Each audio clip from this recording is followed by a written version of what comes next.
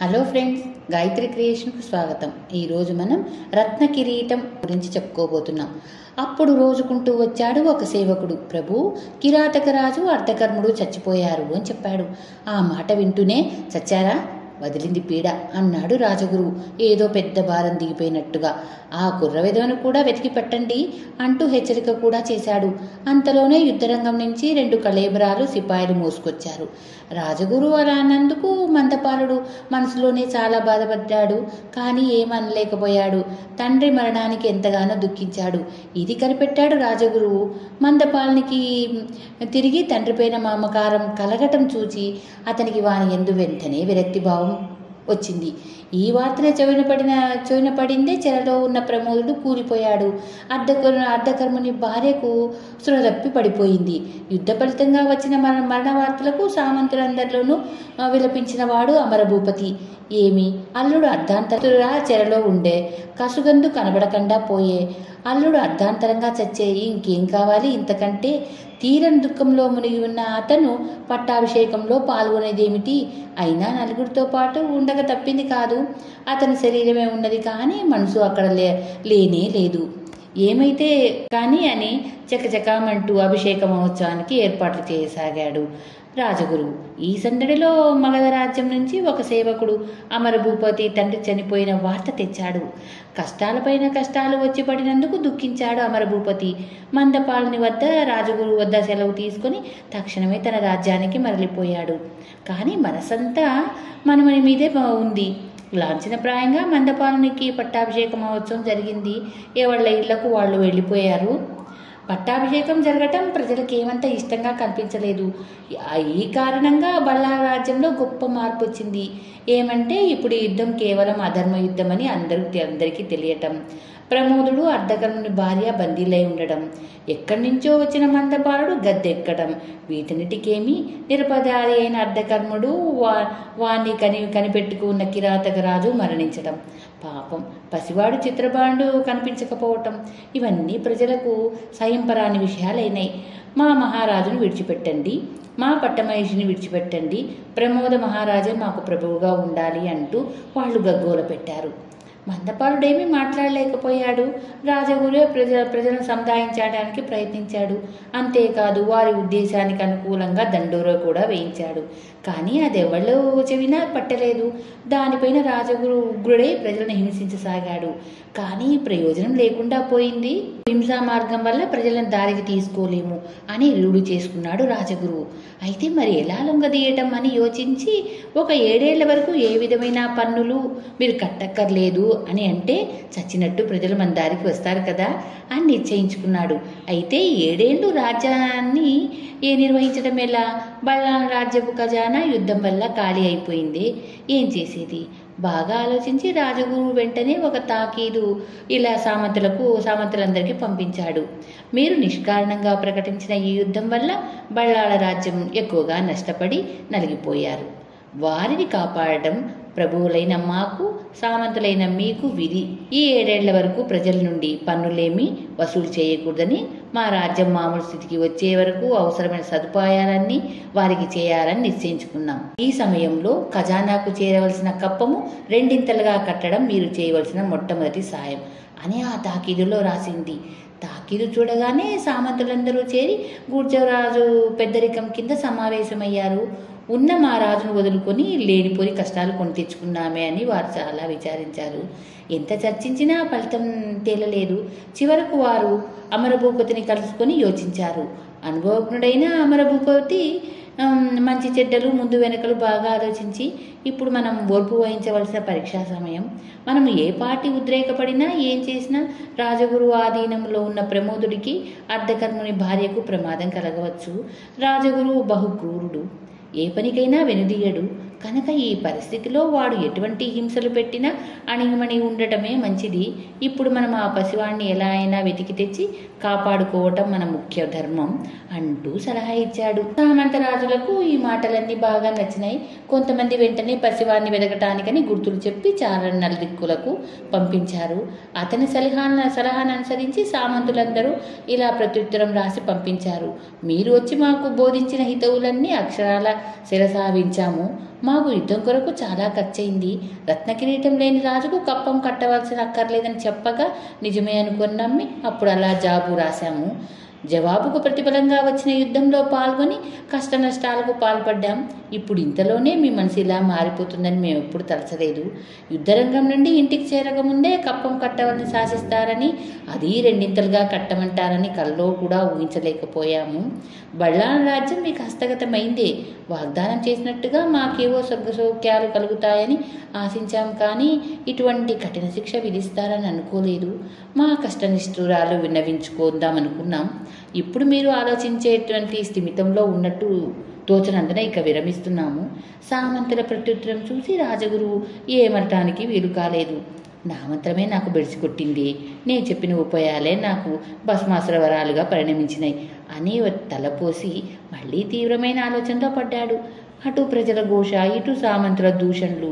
గట్టిగా ఒత్తిడి చేస్తే ఎక్కడ యుద్ధానికి వస్తామంటారో అన్న భయం చేత వాళ్ళని ఏమీ అనలేకపోయాడు.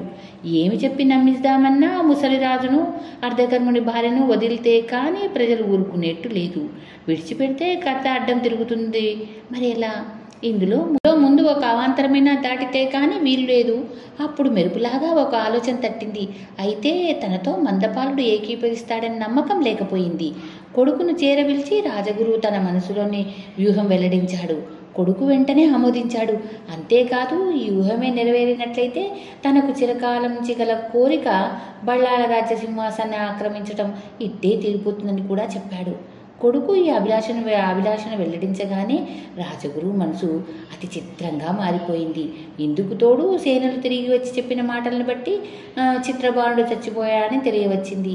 కాగా మందపాలని అవతలకు నెట్టివేసి కొడుకునే గద్దె ఎక్కించుదామన్న ఆశ అంకురించి వృద్ధి కాజొచ్చింది.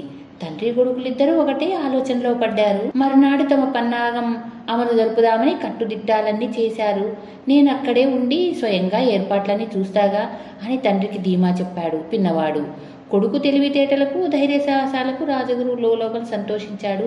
ఇంకేముంది, తన ముద్దుల కొడుకు బళ్ళార రాజ సింహాసనం పైన కూర్చొని ఉంటే కళ్ళ వేడుకగా చూడడం రోజుల్లో పనే కదా అని పొంగిపోయాడు. తండ్రి కొడుకులు అనుకున్న ప్రకారం ఆనాటి రాత్రి రాజగురువు కొడుకు పనివాళ్లను రప్పించి అద్భుతమైన సాధనాలేవో ఇచ్చి కారాగారానికి నిప్పంటించమని ఆజ్ఞాపించాడు. ఏ తావులు ముందుగా అంటించుకోవాలో చెప్పాడు. పైగా ముట్టడించవలసిన సమయం కూడా చెప్పాడు. ఇదంతా ఎవళ్లకు తెలియదు. అనుకున్న కంటే ముందుగానే నిప్పంటుకుంది. చూస్తూ ఉండగానే మంటలు ఎగిసిపడినాయి. అప్పుడు అక్కడికి వచ్చిన రాజగురు కొడుకు అకస్మాత్తుగా సంశయం కలిగింది. ప్రమోదుడి గది అంటుకున్నదా లేదా, అర్ధకుని భార్య ఉండే గది ఆహుతి అయిందా లేదా? ఈ వేగిరపాటుతో అతను ఆ 2 గదుల వద్దకు గబగబమంటూ పోయాడు.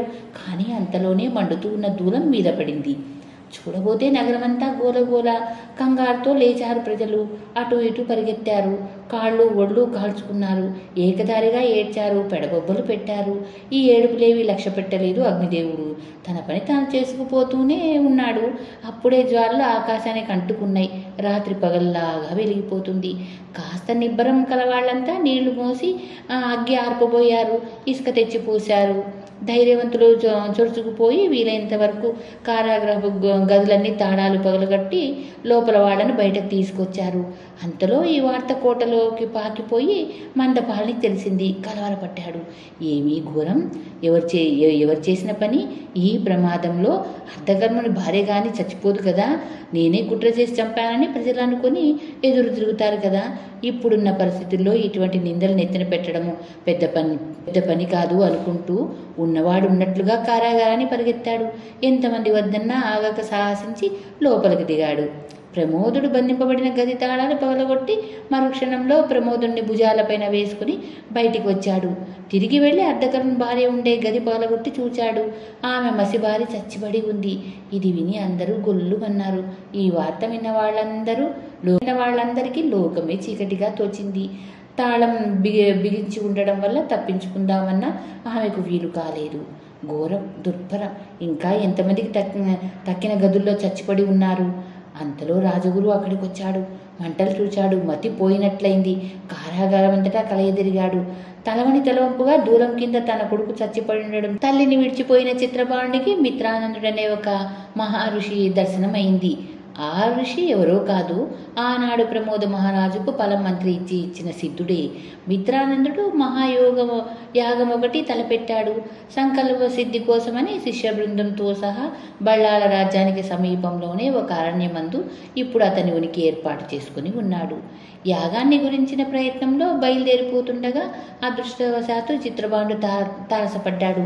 చూస్తూనే ఆయన దివ్య దృష్టి వల్ల పసివాని పుట్టుపూర్వోత్తరాలు తెలుసుకున్నాడు. అబ్బాయి, ఆ మాసిపోయిన పైగుడ్డలు విప్పేయి, అవతల పారేయి అన్నాడు. వెంటనే వాణ్ణి తన కూడా తన ఆశ్రమానికి తీసుకుపోయాడు. మిత్రానందుని శిష్యకోటిలో చేరినప్పటి నుంచి చిత్రబాండు అతి చురుకుగా అంచెల మీద అంచెలు విద్యలన్నీ అభ్యసించసాగాడు. సమస్త శాస్త్రాలు నేర్చి గురువులకు అతి ప్రియమైన శిష్యుడైనాడు.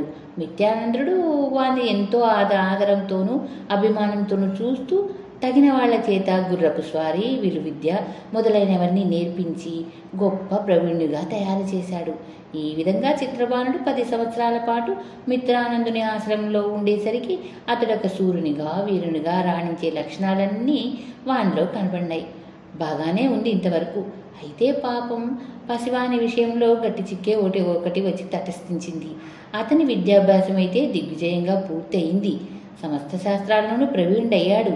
కానీ అంతలో మహీపాలుడు సరిగా అనుకున్నట్టుగానే పొరుగు ద్వీపం రాజు వసుపాలుడు మంజులా ద్వీపం మీదికి దండెత్తి వచ్చాడు. ఉభయల పక్షాన యుద్ధం తీవ్రంగా జరిగింది. యుద్ధంలో తపోవర్ధనుడు, మహీపాలుడు కూడా మరణించారు. ఈ వార్త వినగానే మహీపాలుని భార్య కూడా ప్రాణం విడిచింది.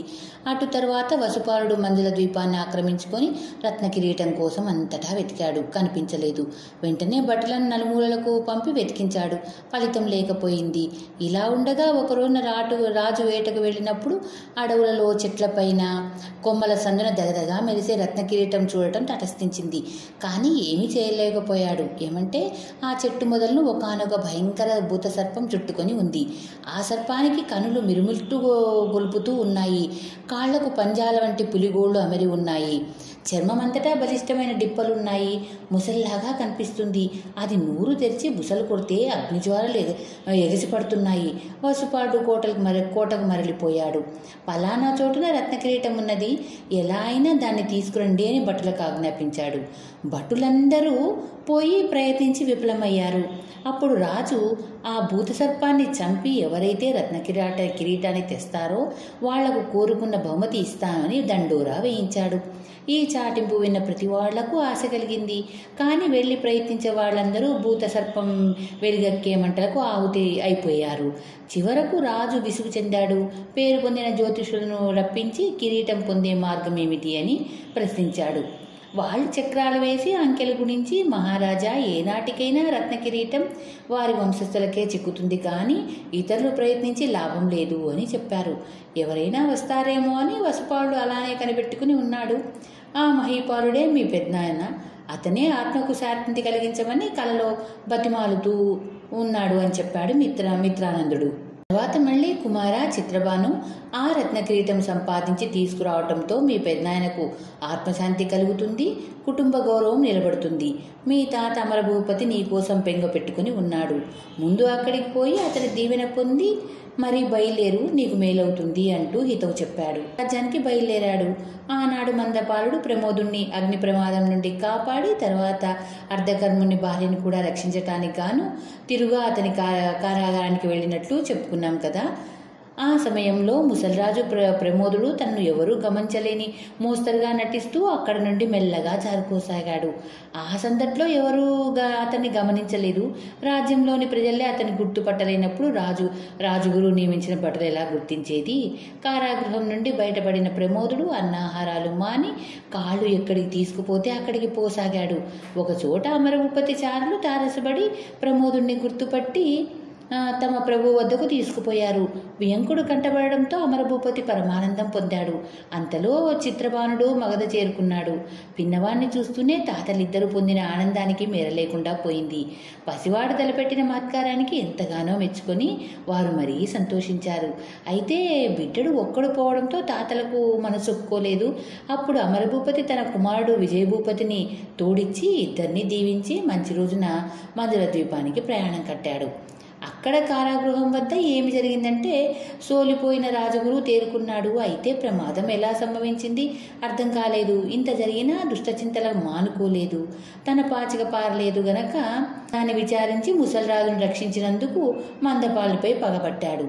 ఇంతకు ప్రమోదుడు కనపడకపోగా కలవరపడ్డాడు. చివరకు పోని ముసలివాడు ఎక్కడ చేస్తే మనకేం అని తలచి ఉపేక్షించాడు.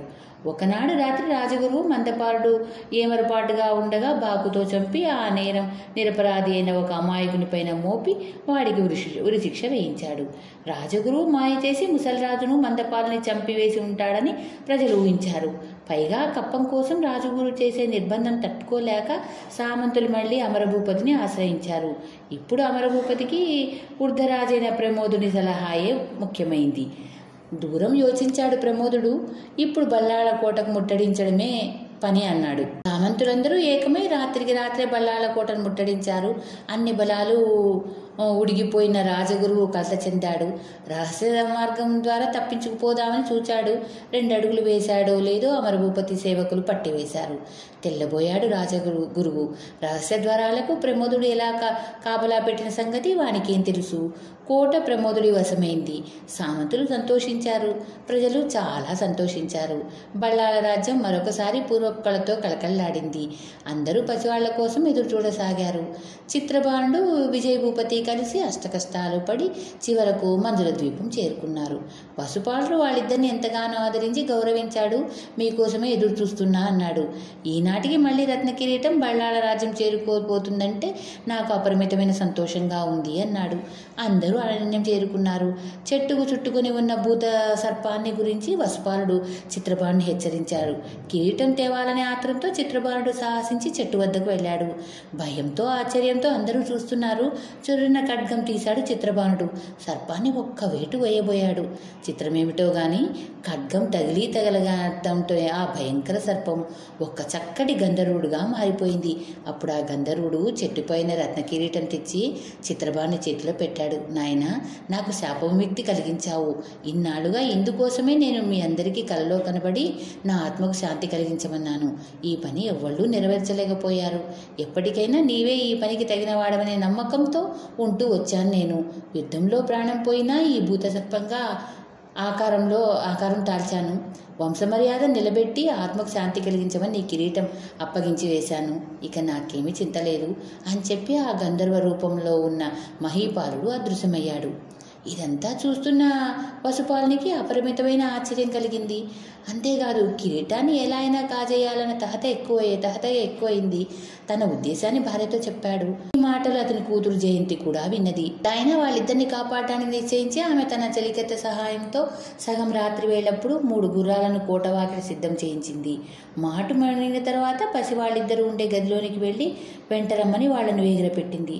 వాళ్ళు సంశయించడం చూసి జయంతి, నా మాట వినండి, నా తండ్రి మిమ్మల్ని చంపేందుకు వస్తున్నాడు. అమ్మతో చెబుతూ ఉంటే చెవులారా విన్నాను. రత్నకిరీటం కోసమని ఈ ద్వీపం మీద దండెత్తిన మా నాయన చేతులారా మీకు దాన్ని అప్పగించి ఊరుకుంటాడా? మీరు ఈ కోటలో ప్రవేశించేటప్పుడే మేడ మీద నుండి నేను మిమ్మల్ని చూశాను. చూసినప్పటి నుంచి మీకు ఏ అపాయము కలగకుండా చేయమని దేవుళ్ళను మొక్కుతూనే ఉన్నాను. నా తండ్రి ఎంత దురాశపరుడు కాకపోతే నన్ను ఒక శతవృద్ధునికిచ్చి పెళ్లి చేయ నిశ్చయిస్తాడా? నాకు తల్లి ఉండి ఒకటే లేక ఒకటే. ఆమెకు మా నాయన కంటే ధనాశ హెచ్చు. అందుకని ఏమన్నా చేస్తుంది. నన్ను ఈ ఆపదను తప్పించండి, తీసుకుపోండి, ముగ్గురం పారిపోదాం, ఏర్పాట్లు చేసొచ్చా అన్నది. ఆనాటి రాత్రప్పుడు వసుపాలుడు అనుకున్న ప్రకారం వాళ్ళని చంపడానికి బయలుదేరాడు. అంతలో ఒక సేవకుడు పరుగు అంటూ వచ్చి, ప్రభు, అమ్మాయి గారు అంతఃపురంలో లేరు. ఈ సంగతి మనవి చేద్దామని వస్తే ఏలిక దర్శనం అక్కడ కాలేదు. అందుకని వెతుక్కుంటూ ఇక్కడికి వచ్చాను అని చెప్పాడు. ఆ మాటలు వింటూనే రాజు తన వచ్చిన పని మరిచి వానితో అంతఃపురానికి వెళ్ళాడు. అదే సమయాన ఆ గది నుండి 3 రత్న కిరీటంతో సహా యువతలకి వచ్చి సిద్ధంగా ఉన్న 3 గుర్రాలపైన ఎక్కారు. మేడ మీద రాజు వీళ్ళని చూశాడు. వాళ్ల కుట్రను వెంటనే పసికట్టి ఒడిలో కత్తిని చురున విసిరాడు. దురదృష్టవశాత్తు అది చిత్రబాణుని వీపులోనికి దూసుకుపోయింది. చిత్రబాణుడు దాన్ని దబీమని లాగేశాడు. కోటపై నుంచి వస్పాలుడు పట్టండి పట్టండి అని కేకలు వేయసాగాడు. వెంటనే అశ్వికులు బయలుదేరారు, కానీ వాళ్లను పట్టడం సాధ్యం కాలేదు. వాళ్ళు తీరం చేరుకుని పడవకు లంగరు విప్పి క్షణంలో సాగిపోయారు. తరుముకు వచ్చిన అశ్వికులు చేసేది లేక వాళ్ళు వెళ్ళిపోతుంటే నిల్చొని ఓడవైపు చూస్తూ ఉండిపోయారు. ఓడలో ఎక్కగానే జయంతి, విజయభూపతి కలిసి చిత్రవానికి సమస్తమైన ఉపచారాలు చేశారు. ఎంత చేసినా విసరణ కత్తికి విషపూరితమైనది కావటం చేత దాని పని అది చేస్తూనే ఉంది. అయినా చిత్రబాణుడు ధైర్యం వదలలేదు, తన బాధ పైకి తెలియనీయలేదు. అక్కడ బల్లాళ రాజ్యంలో ఓడ దిగిందని వినగానే అశేష జనము ఉప్పొంగిపోయారు. చిత్రబాణుడు రత్నకిరీటాన్ని తాత చేతిలో పెట్టాడు. ప్రమోదుడు చెప్పరాని ఆనందంతో పొందాడు. పసివానికి పట్టాభిషేకానికి వెంటనే ఏర్పాట్లు చేయించమన్నాడు అమరభూపతితో. అయితే అంతలోనే పసివాడికి ముంచుకొచ్చింది. వెంటనే రాజు మిత్రానందుని వద్దకు మనిషిని పంపాడు. కానీ యజ్ఞయాగాదులు ముగించుకొని అతను ఎప్పుడో వెళ్ళిపోయాడు. చిత్రబాణుని పట్టాభిషేక ముహూర్తం సమీపించింది. కానీ పసివాడు మంచం మీద పడుకునే ఉన్నాడు. చుట్టూ అందరూ చేరారు. చిత్రబాణుడు అందరిని కడసారి చూశాడు. జయంతి చేతిని విజయభూపతి చేతిని కలిపి జలజల బాష్పాలు రాలుస్తూ కన్ను మూశాడు. అతను అస్తమించటంతో బల్లాల రాజ్యమే దుఃఖసాగరంలో మునిగిపోయింది. వృద్ధరాజు ప్రమోదునికి హృదయం చిచ్చు పెట్టినట్లయింది. ఆయన కన్నుల నుండి వలవల రాలే బాష్పధారలకు తెరపి లేకుండా పోయింది. మరుక్షణంలోనే కన్నులు చింతనిప్పుల్లాగా ఎర్రబడినాయి. ఎక్కడ లేని కోపంతో రత్నకిరీటం మీద వచ్చింది. గబగబా రత్నకిరీటం ఉండే గదిలోనికి వెళ్ళి దాన్ని తీసి బలం కొద్దీ నేలకు వేసి కొట్టాడు. దెబ్బతో కిరీటం ముక్కలు ముక్కలైపోయింది. కాంతులు విరజమే రత్నాలన్నీ రవ్వలై మినుగురు పురుగుల్లాగా మెరుస్తూ చెదిరిపోయినాయి. నా వంశాన్ని నిర్మూలం చేసిన ఈ రత్నకిరీటం ఉంటే ఏమీ లేకపోతే ఏమీ? అయ్యో, నా చిన్నారి చిత్రబాణుడు సింహాసనం మీద కూర్చుండగా ఈ కిరీటం ధరించి ఉండగా చూసే భాగ్యం లేకపోయింది కదా. వాడి పట్టాభిషేకం కలగా నిలిచిపోయింది కదా. నా ఆశలన్నీ అడిగంటిపోయినాయి కదా. ఇంకా నేను బతికి చేసేదేముంది అంటూ అనేక విధాలా వాపోయాడు. మరుక్షణంలో మళ్ళీ ఉగ్రుడయ్యాడు. ఒడలు వణికిపోసాగింది. కాళ్ళు తడబడినాయి. ఆవేశం పట్టలేక బట్టలు చింపుకున్నాడు. జుట్టు పీక్కున్నాడు. పిచ్చివాణిలాగా అయి అటు ఇటు అడుగులేస్తూ, ఏడి, నన్ను నా కుటుంబాన్ని నాశనం చేసిన ఆ దుర్మార్గుడు ఏడి, రాజగురు ఏడి అంటూ ఉరుములు ఉరిమాడు. రాజు కాళ్ళు రత్నాల రవ్వల మీద పడగానే జర్రున జారిపోయాడు. మరి లేవలేదు.